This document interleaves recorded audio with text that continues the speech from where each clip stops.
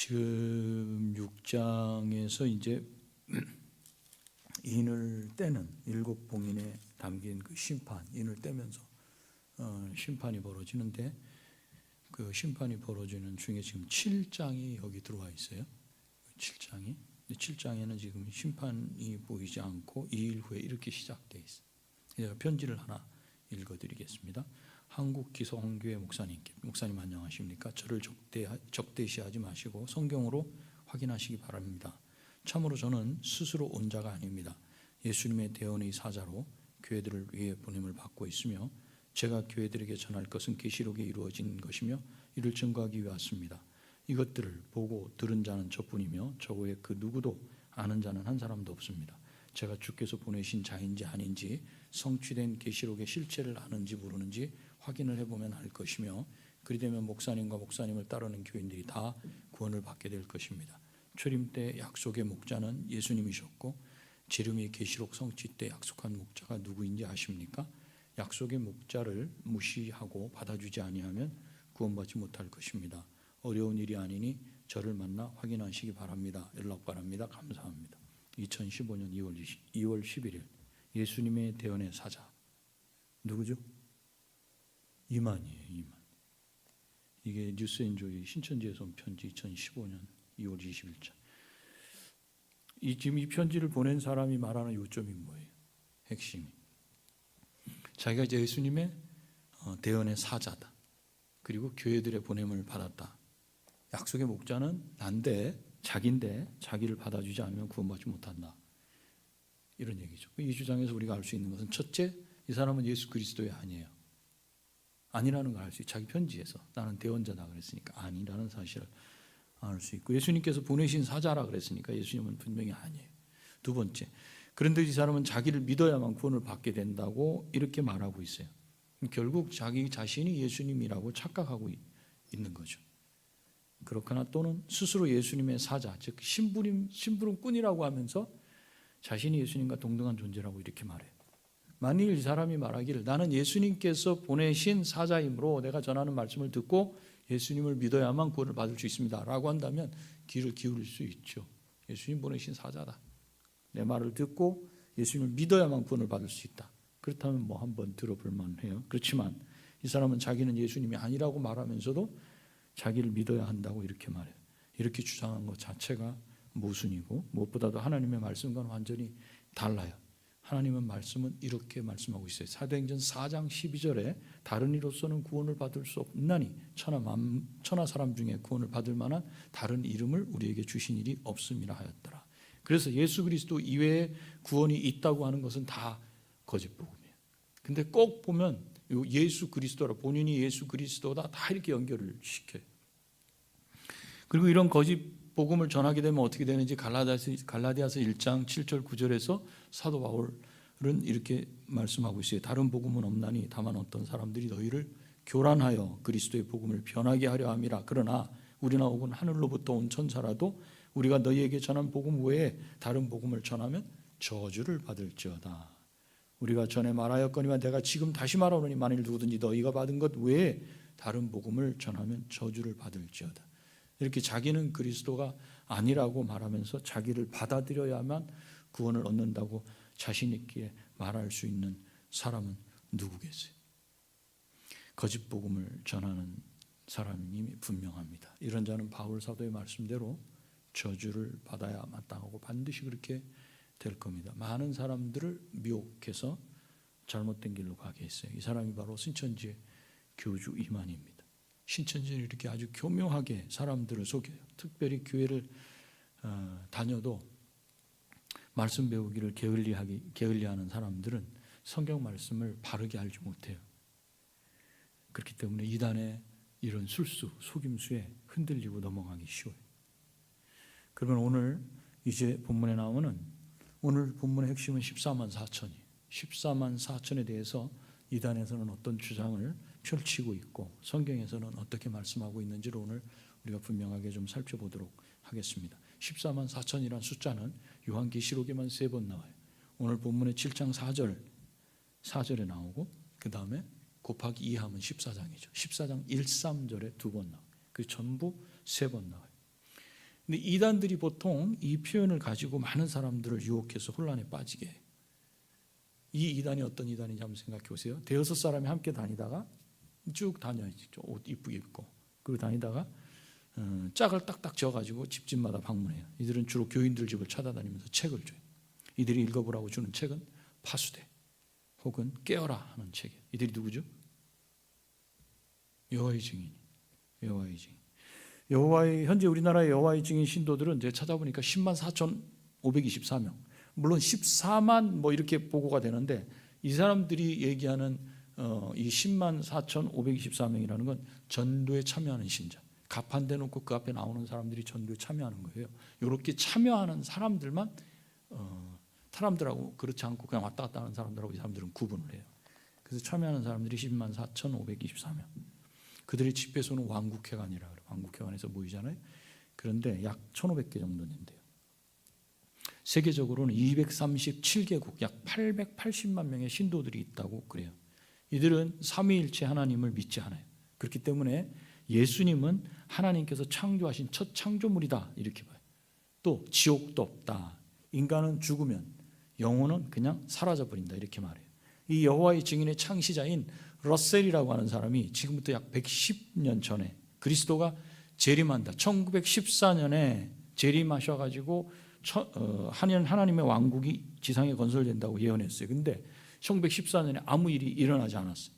그래서 그 충격으로 집으로 돌아가는 그 열차 안에서 사망했다 그래요. 그럼 오늘날 여호와의 증인은 그리스도가 그럼 어떻게 됐냐? 그 예언대로 안 됐는데 그런데 이 사람들은 어떻게 그것을 정리했냐면 1914년에 보이지 않게 영으로 재림했다. 그리고 그분의 왕국은 하늘에서 시작됐다. 이렇게 가르쳐요. 여호와의 증인은 우리와는 다르게 거듭났다는 표현을 구원받았다는 의미로 해석하지 않아요. 그들은 여호와의 증인에 속한 자들만 구원받는다 그래요. 그래서 여호와의 증인은 구원을 두 가지로 말해요. 성별된 14만 4천만이 하늘 천국으로 불리움을 받는다. 지금 880만 된다 그러잖아요. 14만 4천만 하늘 천국으로 불리움 받고 다른 양들은 지상 천국에서 산다. 이렇게 말을 해요. 이 성경적이지 않죠. 그래서 이단이나 사이비 종교는 저희에게 들어와야 14만 4천과 흰무리에 들 수 있다라고 이렇게 미혹해요.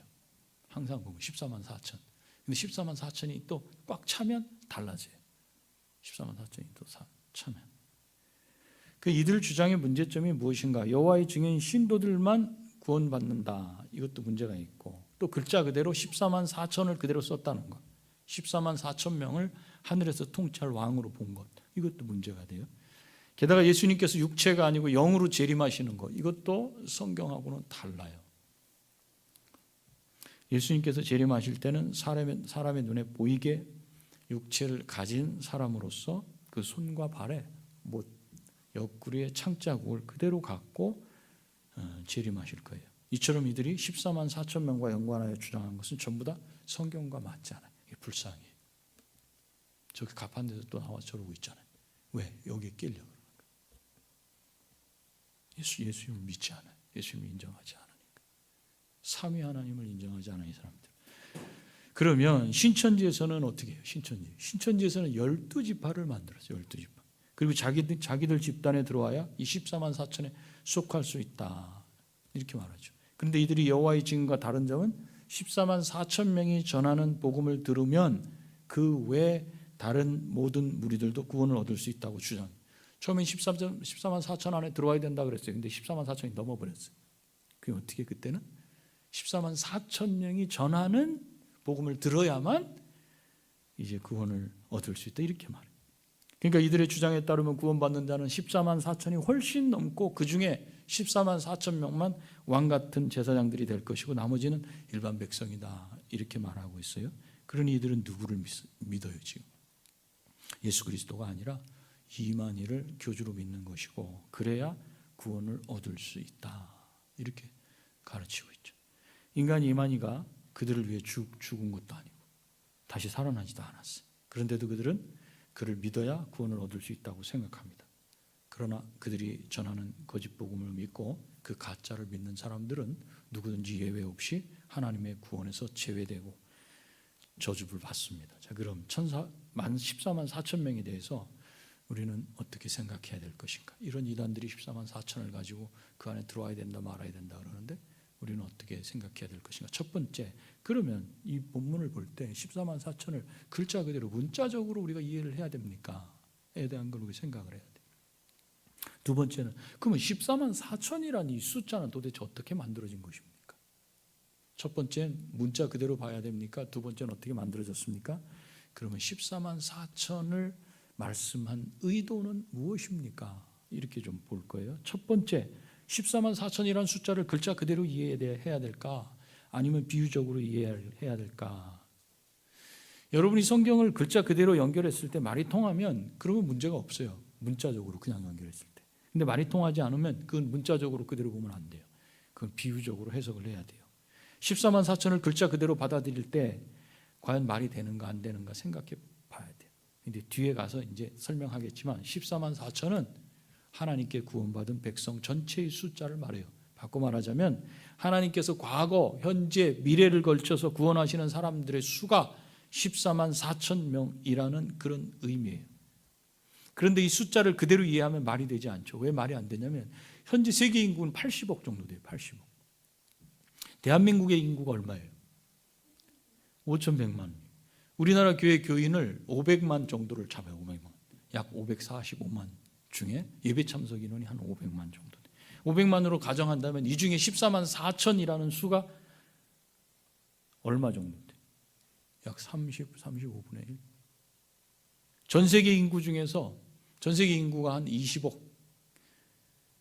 기독교인이라고 가정한다면 거기서 14만 4천이라는 것은 계산기를 해보면 13,900분의 1이에요. 교인 수가 늘어날수록 구원받을 가능성은 더 높아져요. 점점점 희박해져요. 교인 수가 늘어나면 늘어갈수록 구원받기가 점점 어려워져. 그러니까 교인을 일부러 막 가르쳐갖고 예수 믿게 하면 자기 구원이 없어질 수 있어요. 이 수치를 그대로 문자적으로 가져간다. 그 베드로후서 3장 9절에는 이렇게 말씀하고 있어요.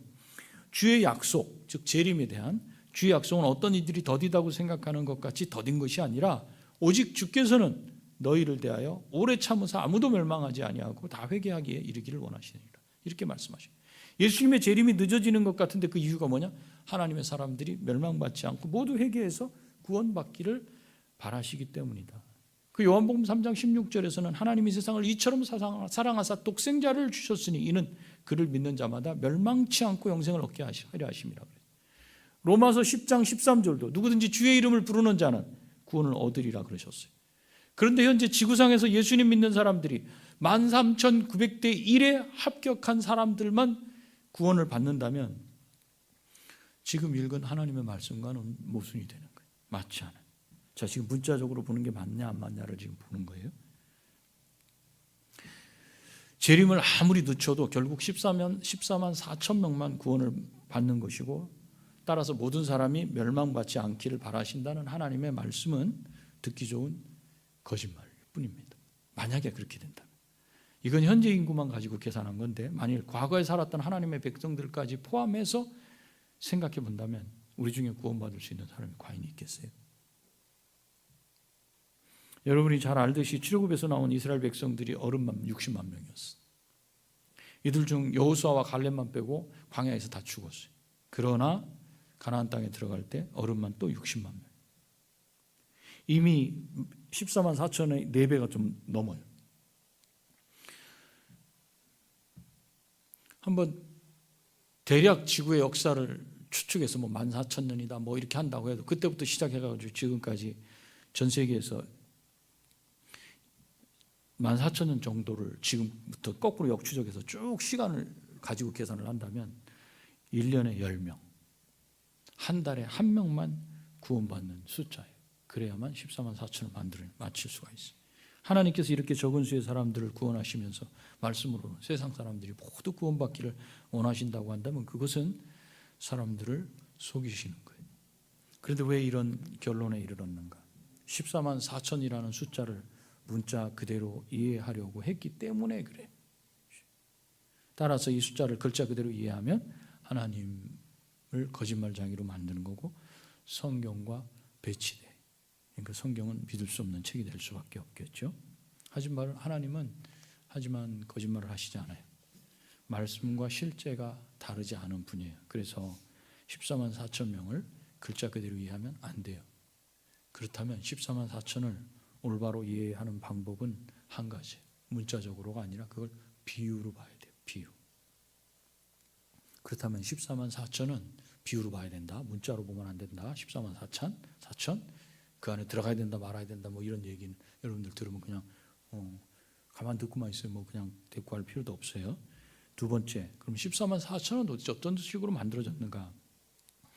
오늘 본문의 뒷부분인 5절에서 8절을 보면 12지파가 나와요. 5절부터 유다지파 중에 인침을 받은 자가 1만 2천이요 하면서 12지파에서 이스라엘 12지파에서 12,000명씩 뽑아서 12,000명씩 뽑은 걸 곱하기 12 하니까 나오는 숫자가 14만 4천이 된 거예요.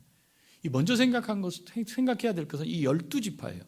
예수님의 제자인 요한이 요한계시록을 쓸 때는 AD 95년경이에요. 예수님이 승천하시고 거의 60년, 60몇 년 이 정도 된 시간이에요. 이때는 물론이고 예수님께서 이 세상에 계실 때에도 12지파는 없었어요. 굳이 있었다고 하면 한 지파만 있었어요. 유다 지파만 있었어요. 사실 그 몇백 년 전에 바벨론에서 포로로 돌아올 때도 다른 지파는 없었어요. 겨우 유다 지파만 있었어요. 이들 북쪽 왕국에 속했던 이스라엘은 다 흩어져 버렸잖아요. 그래서 예수님 당시에 유다 지파만 남아서 내려왔기 때문에 예수님 당시 사람들을 뭐라고 불렀냐면 유다인, 유대인, 유태인.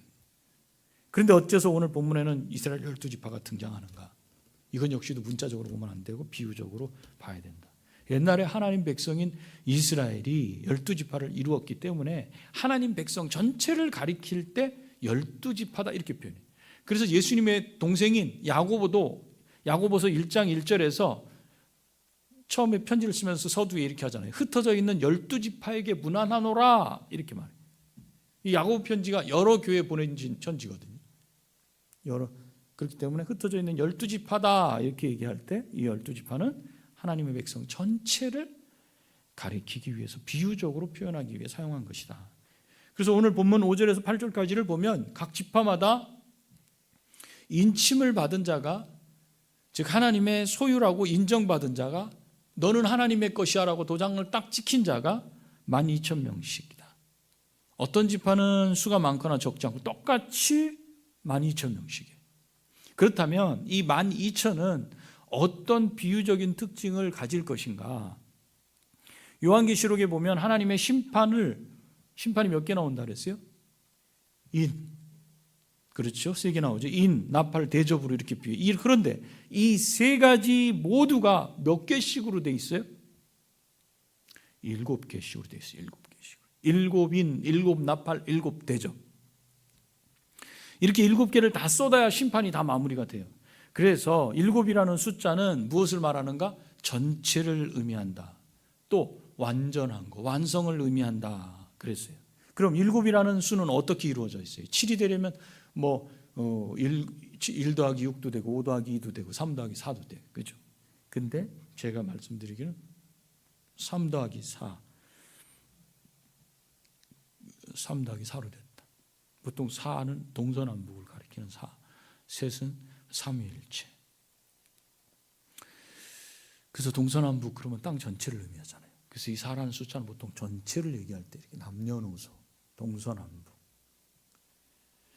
그 셋은 전체를 의미하면서도 통일성, 일체성, 연합성을 지닌 그런 전체를 의미한다고 말을 할 수가 있어요. 그래서 이 하나님의 경우도 보면 성부, 성자, 성령 이렇게 삼위일체 하나님의 계심을 표현하지 않아요? 이런 의미를 가진 3과 4를 더해서 나온 수가 바로 7이다. 그래서 7에는 풍성하다, 완전하다, 전부다라는 의미를 가지고 있다. 근데 3과 4를 더하게 한 것보다도 더 풍성하고 완전한 것을 만들려면 어떻게 해야 돼요? 계산을. 더하지 말고 곱셈을 합니다. 곱셈. 3과 4를 곱하니까 뭐가 나와요? 12라는 수가 나오죠. 12. 그래서 12은 가장 완전하고 풍성함을 나타내는 수다. 대부분의 학자들이 동의하는 내용이에요. 다시 본문으로 돌아가면 한 지파에서 12,000명씩 선택됐어요. 그 12,000은 어떻게 구성됐어요? 12 곱하기 얼마? 1000이죠. 이제 12를 우리가 봤으니까 1000을 생각해 봐요. 1000은 열을 몇 번 곱한 거예요? 3번 곱했어요. 그 1000을 3번이나 곱함으로써 무수히 많다는 것을 이렇게 말하고 있어요. 그래서 12,000이라는 것은 하나님께서 의도하신 완전하고 풍성한 숫자고 무수히 많다라는 걸 의미합니다. 그런데 또다시 12지파의 12이 곱해져서 14만 4천이 됐으니까 그 수는 이루 말할 수 없는 많은 수다, 이렇게 이해할 수 있죠. 그렇게 무수한 수가 하나님이 계획하신 구원을 완성하고 마무리하는 것을 말하고 있어요. 그렇기 때문에 9절에서는 14만 4천 명을 이렇게 설명해요. 9절 보시면 우리가 읽지는 않았지만 7장 9절, 2일 후에 내가 보니 각 나라와 족속과 백성과 방언에서 아무도 능히 셀 수 없는 큰 무리가 흰옷을 입고 손에 종려가지를 들고 보좌 앞과 어린 양 앞에 서서, 그런데 여기 능히 셀 수 없는 큰 무리를 신천지에서는 이 성경대로 하지 않고 이렇게 풀이해요. 각 나라와 족속과 방언을 다 풀어헤쳤어. 이걸 다 하나로 뭉쳐가지고 이것은 자신들이 전하는 소식을 듣고 여러 교단 또 교회들에서 자기들에게 나오는 많은 무리다, 이렇게 풀어서 풀이를 해요. 이거 신천지에 정통한 이필창 교수님의 강의에서 나오는 내용이에요. 신천지에서는 성경 말씀을 자기들 마음대로 꿰어 맞추기 때문에 이렇게 주장을 해요. 근데 이들의 주장은 거짓이죠. 그럼 9절 말씀이 무슨 뜻이에요? 지금 읽은 9절은 하나님께서는 이미 수천 년 전에 아브라함에게 약속을 하셨는데 그 약속을 우리가 알아야 이걸 이해할 수 있어요. 구약을 잘 알아야 계시록을 잘 이해할 수 있다고 이렇게 말씀드렸어요. 하나님께서는 아브라함에게 내 자손이 땅의 티끌 같게, 창세기 13장 또 28장에 있는 말씀이에요. 하늘의 별과 같이, 이런 표현 우리 들었잖아요. 바닷가의 모래와 같게, 이런 예들을 드셨어요. 그 이유가 뭐예요? 셀 수 없이 많은 무리를 이룰 것이라는 말씀을 하시기 위해서였어요. 그렇게 이루시겠다고 창세기에서 여러 번 약속하셨어요. 그리고 하나님께서는 이 약속을 이루시기 위해서 땅의 모든 민족, 이 세상 모든 나라를 포함해서 나라, 백성, 방언이라고 하는 건 언어예요. 각기 다른 언어, 다양한 표현을 쓰신 거예요. 거기서 수많은 사람들을 불러서 예수님을 믿게 하시고 하나님의 백성을 삼으시는 것이다. 이렇게 하나님께서는 자신의 약속을 성취하시고 하나님의 백성이 된 자를 가리켜서 9절에서 셀 수 없는 큰 무리다, 이렇게 표현한 거예요. 이 창세기에서 약속하신 말씀 그대로죠. 정리하자면 먼저 4절을 보면 14만 4천 명은 인침을 받은 사람들이에요. 쉽게 말하면 이 사람은 하나님의 백성이다라고 도장을 꽉 받은 사람들이에요. 그 앞에 3절을 보면 한 천사가 다른 네 천사에게 하는 말이 나와요. 3절에 뭐라고 말해요? 우리가 우리 하나님의 종들의 이마에 인치기까지 땅이나 바다나 나무들을 해하지 말라. 하나님의 종은 누구예요? 하나님을 섬기면서 찬양하는 자들을 말해요. 이런 의미에서 하나님 백성을 하나님의 종이다, 이렇게 말하죠. 따라서 3절과 4절과 9절을 연결해서 함께 본다면 14만 4천 명은 온 세상에서 하나님의 구원함을 얻은, 즉 구원의 도장을 받은 셀 수 없을 만큼 많은 무리들을 상징하거나 비유하는 숫자다, 이렇게 정리가 되죠. 그죠? 그리고 셋째로, 그러면 14만 4천을 말씀하신 의도가 뭔가, 여기서 왜 이런 말씀을 하셨는가? 지금까지는 14만 4천이 갖는 비유적인 의미를 설명했어요. 이제는 14만 4천이 갖는 의도가 무엇인지 한번 생각해 보려고 합니다. 이 의도를 알려면 앞뒤 본문을 살펴야 돼요. 앞에 본문은 6장, 뒤에 본문은 8장이에요. 그러면 7장은 쏙 빠지면 바로 6장과 8장이 연결이 딱 돼요.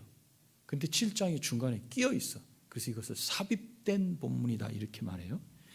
그러니까 7장은 삽입된 부분이다. 삽입이라는 말은 6장과 8장 사이에 끼어 들어갔다는 말이죠. 6장은 뭐가 나와요? 7개 6개의 심판을 행하기 위해서 어린 양이 인을 떼시는 게 나오잖아요. 인을 뗄 때마다 땅에 심판이 쏟아졌어요. 그래서 첫째 인부터 여섯째 인까지 6장에서 다 뗐잖아요. 그리고 우리가 지난주 시간에는 그 하나님의 심판은 차라리 사나 바위야 나한테 덮쳐라, 그것이 더 덜 고통스럽겠다 할 정도의 큰 고통이라 그랬어요. 근데 6장에서 그렇게 끝났는데 7장은 이제 인을 떼는 게 나오지 않아. 그러면 7째 인이 남았는데 7째 인을 어디서 떼요? 6장 끝에서는 6째 인까지 떼고 말았어. 7장에서는 안 나와. 그럼 어디서 나와요? 8장 보세요. 8장 1절 보세요. 뭐라고 나오죠? 7째 인을 떼실 때, 그러니까 6장과 8장 사이에 7장이 끼어있다 이거예요. 삽입된 본문을 말하려고 그래요. 그래서 여기서 떼셔요. 여기서. 그러니까 7장은 6째 인을 떼고 7째 인을 떼기 전까지의 그 상황을 말씀하고 계시는 거예요. 하나님께서 심판을 이 세상에 다 부으셔요. 그러면 이 세상에 살고 있는 하나님의 백성은 도대체 어떻게 되죠? 지금 심판하시잖아요. 6장 보니까 산과 바위가 나를 그냥 덮어버리는 것이 더 덜 고통스러울 정도로 내가 어떻게 하나님의 아버지의 진노, 어린 양의 진노를 내가 감당할 수 있을 것인가 할 정도의 그런 심판의 두려움, 무서움, 공포감이 있는데 지금 7장이 중간에 껴가지고 있어요. 그러면 여기서 질문이 생기는 거예요. 그럼 그 심판 때 이 세상에 살고 있는 하나님 백성은 어떻게 됩니까? 지금 14만 4천을 왜 여기다 넣어놨는가, 이 의도를 알려고 지금 우리가 살피는 건데, 그러려면 6장과 8장을 봐야 된다 그랬어요. 이 인을 떼면서 심판이 나오는데 그 중간에 이게 껴있다는 거죠. 그러면 구원받은 하나님의 백성들, 그럼 그들도 하나님에게 심판받아서 많은 자들처럼 그렇게 되는가? 우리도 그냥 바위야 덮여라 차라리 이렇게 하면서 어떻게 하나님을 볼 수 있을 것인가, 이렇게 할 것인가? 지금 뭐 이스라엘 헤즈볼라 사이에 로켓이 왔다 갔고 미사일이 왔다 갔다 하는데 포탄 수백 발이 떨어지면 누가 죽게 될지 알 수 없잖아요. 신자들도 거기 있어요. 하나님의 심판이 막 쏟아지면 신자들만 쏙쏙 빠져나가게 되는 건가?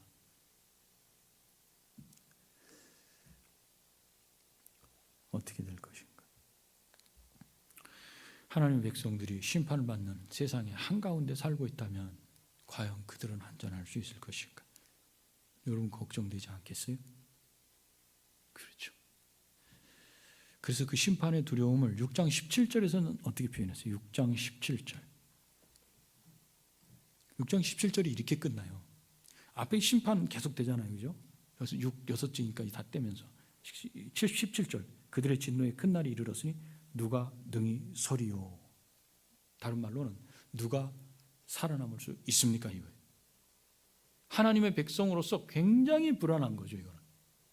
이 질문에 대한 대답이 어디에 나오는 거냐면 오늘 7장에 나오는 거예요.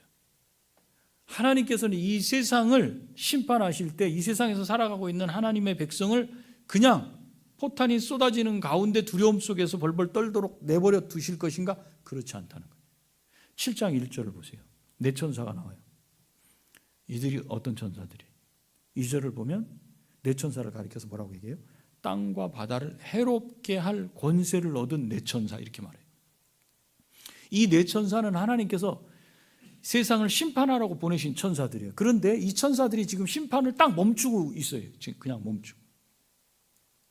바람으로 모든 것을 다 쓸어버릴 듯 심판으로 세상을 마구 쓸어버리던 천사들이 지금 이 바람을 사방 내 귀퉁이에서 붙잡고는 있어요.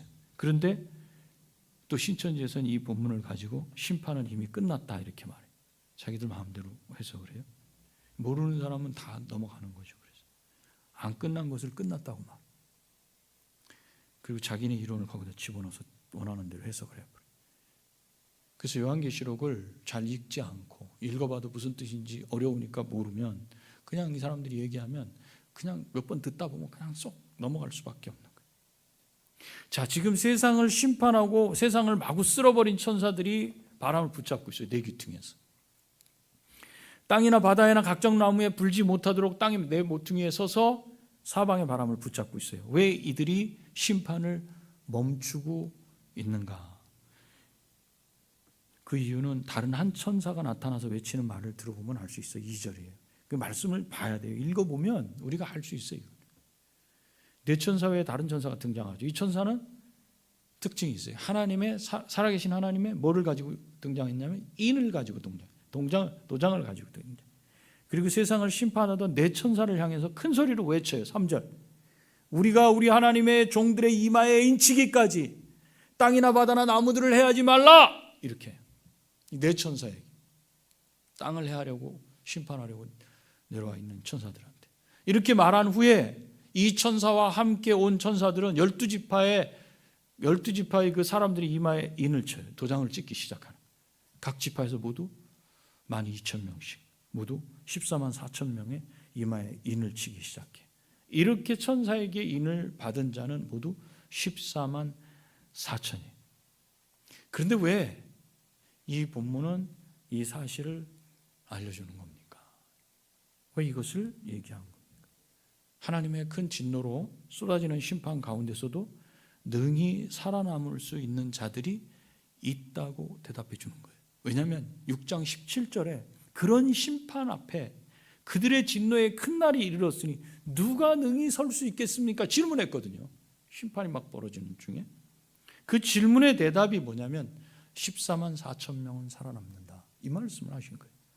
그러니까 6장 17절의 대답이 7장 4절에 딱 나온 거예요. 그 14만 4천을 말해요.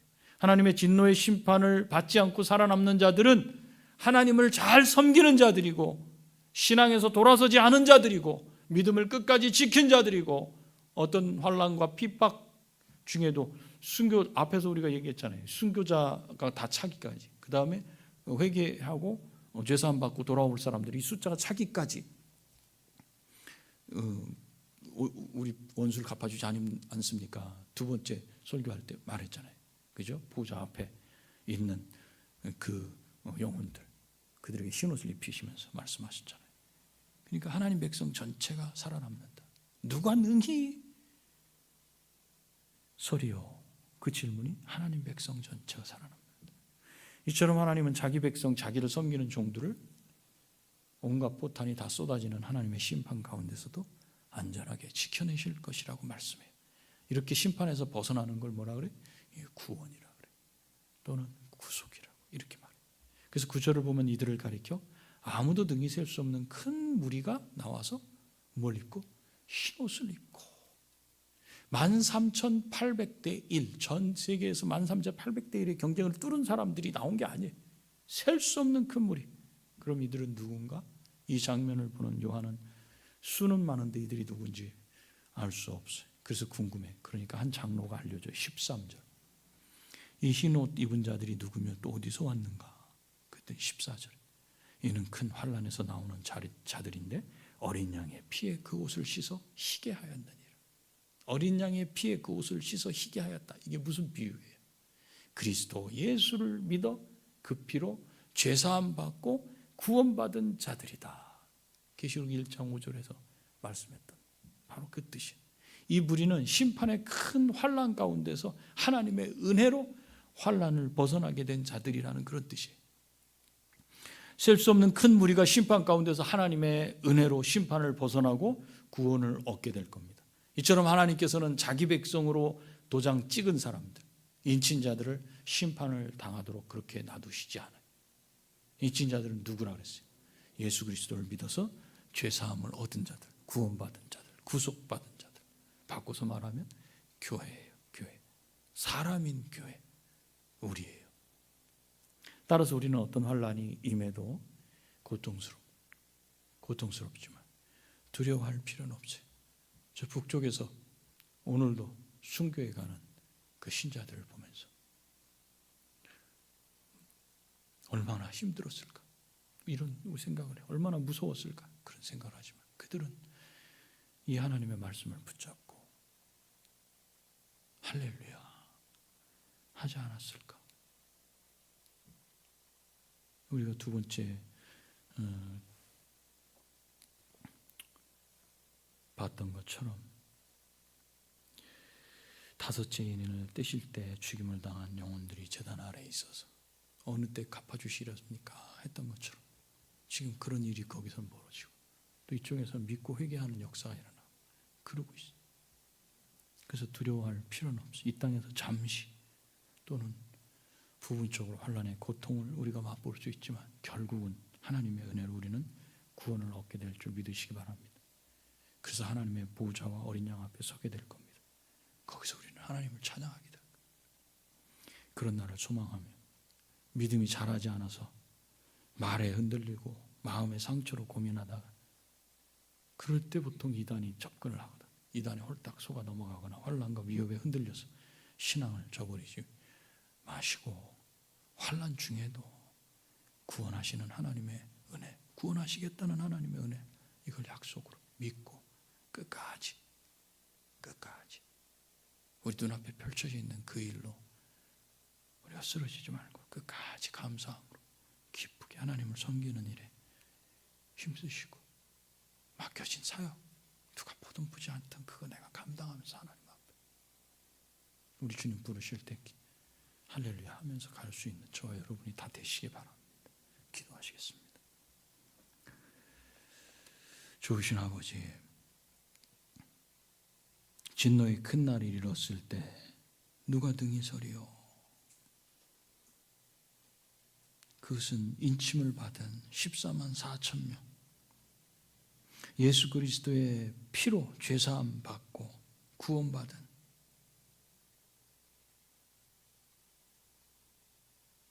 그래서 의롭다고 하나님께서 인정하신 자들, 교회요, 성도요, 하나님의 백성들, 그들은 그 심판 가운데서 심판을 당하지 아니하고 구원받는다는 사실을 오늘 우리가 말씀을 통해서 보았습니다. 수없이 많은 약속의 말씀을 믿고 믿음으로 이 길을 가고 있는, 그리고 그렇게 가다가 하나님 부르심 받고 떠났던 수없이 많은 하나님의 백성들이 하나님을 찬양하며 영광하며 그러는 것처럼 지금 이 땅에서 우리도 환난과 핍박 중에서도 잘 견디며 잠깐의 시간 고통을 견디며 믿음을 날마다 믿음 위에 믿음이 더 자라게 되는 신앙의 성숙으로, 어른의 신앙으로 자랄 수 있도록 기도하며 말씀을 보며 날마다 주님께 가까이 갈 수 있는 우리 다 될 수 있도록 허락하시고, 어떤 상황에서도 좌절하지 말고 절망하지 말고 주님을 꿋꿋이 바라보고 말씀을 부여잡고 갈 수 있도록 저희를 붙들어 주옵소서. 예수님의 거룩하신 이름으로 기도합니다. 아멘. 주님 가르치신 기도하시겠습니다. 하늘에 계신 우리 아버지여, 이름이 거룩히 여김을 받으시오며 나라가 임하시오며 뜻이 하늘에서 이루어진 것 같이 땅에서도 이루어지이다. 오늘 우리에게 일용할 양식을 주시옵고 우리가 우리에게 죄진 자를 사하여 준 것 같이 우리 죄를 사하여 주시옵고 우리를 시험에 들게 하지 마시옵고 다만 악에서 구하시옵소서. 나라와 권세와 영광이 아버지께 영원히 있사옵나이다.